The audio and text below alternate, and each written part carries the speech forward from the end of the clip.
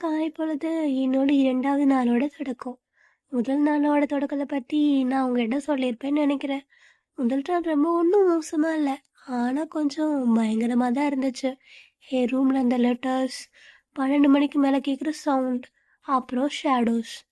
இதெல்லாம் தான் முதல் நாள்ல நான் ஆச்சரியமா பார்த்த விஷயங்கள். அதுவும் இந்த லெட்டர்ஸ் இருக்கே, அத பத்தி திரும்ப திரும்ப எனக்கு ஞாபகப்படுத்திட்டே இருக்கு.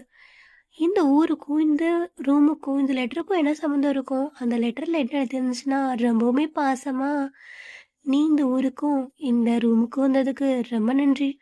மறுபடியும் இந்த வாழ்க்கையில நீ கிடைச்சதுக்கு ரொம்ப நன்றி. இனிமேல் என் கூடயே இருப்பியா?" அப்படிங்கிற மாதிரி ஒரு மீனிங்ல எழுதியிருந்துச்சு. எக்ஸாக்டா இதே தான் எழுதல. ஆனா இந்த மாதிரி மீனிங்ல தான் இருந்துச்சு. அப்ப இந்த ஊருக்கு நான் ஏற்கனவே வந்திருக்கேனா? ஒருவேளை இது என்னோட முன்ஜென்ம கதையா இருக்குமா என்ன? சரி, முதல் நாள் முதலோட போச்சு. இன்னைக்கு 2வது நாள். இன்னைக்கு நான் எங்க போயிட்டுருக்கேன் அப்படின்னா, ஹம், சொல்றதுக்கு ஒன்றும் இல்லை. எங்கள் அம்மா அப்பா 2 பேரும் என்னை இந்த ஊருக்கு அனுப்பி வச்சதுக்கு ஒரு காரணம் இருக்கு. அவங்க பார்த்துருக்கல மாப்பிள்ளை தான். அவன் பெரிய பிஸ்னஸ்மேன். ஆனால் அவனுக்கு என்ன பிடிக்குமானே தெரில.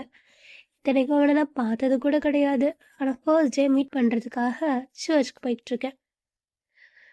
என்னாச்சு தெரியுமா உங்களுக்கு? நான் சர்ச் விட்டு வெளியே வந்ததும் எனக்கு சந்தோஷம் தாங்கலை. ஏன்னா அந்த மாப்பிள்ளை என்னை வேண்ட வெறுப்பாக தான் பார்த்தான். எனக்கு என்னமோ வெனஸ்டேயோட கேரக்டர் தான் எனக்கு சூட் ஆகும்னு தோணுது. அவன் ரிஜெக்ட் பண்ணியுமே எனக்கு ரொம்ப சந்தோஷமா இருக்கு. அவன் என்கிட்ட என்ன சொன்னான் தெரியுமா? "நீ எதுக்கு இங்கெல்லாம் வர? உன்னதான் எனக்கு பிடிக்கலையேன்னு." எனக்கு அப்போது சந்தோஷம் இருந்துச்சு. அதோட பெரிய சந்தோஷம் இந்த உலகத்துல நான் அனுபவிச்சதே இல்லை. யாராவது இப்படி சீக்கிரம் கல்யாணம் பண்ணிப்பாங்களா என்ன?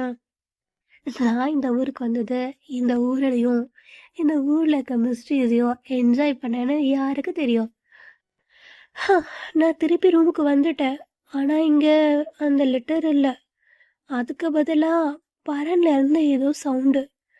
என்னது? காஞ்சரிங் படத்துல பேய் வீடு மாதிரி இந்த பரன்ல என்னென்னமோ சவுண்டு கேட்குதுன்னு நானும் மேலே ஏறி பார்த்தா அங்க ஒரு அழகான டைரி. டைரி என்னமோ பார்க்க அழகா தான் இருந்துச்சு. ஆனா அந்த உள்ளக்க இருக்கிற எழுத்துக்கள், இருக்கிற சிம்பிள்ஸ்லாம் கொஞ்சம் மிஸ்டியா தான் இருந்துச்சு. எனக்கு என்னமோ நான் ஒரு இன்வெஸ்டிகேட் ஆயிருவேணும்னு தோணுது. அதுவும் ஒரு ஹாரர் இன்வெஸ்டிகேட்டர் ஆயிருவேணும்னு தோணுது. நெக்ஸ்ட் பார்ட்டுக்கு வெயிட் பண்ணுங்க. ஆனா காலை பொழுது என்னோட 2வது நாளோட தொடக்கம். முதல் நாளோட தொடக்கத்தை பத்தி நான் உங்ககிட்ட சொல்லியிருப்பேன்னு நினைக்கிறேன். முதல் நாள் ரொம்ப ஒன்றும் மோசமா இல்லை. ஆனா கொஞ்சம் பயங்கரமா தான் இருந்துச்சு.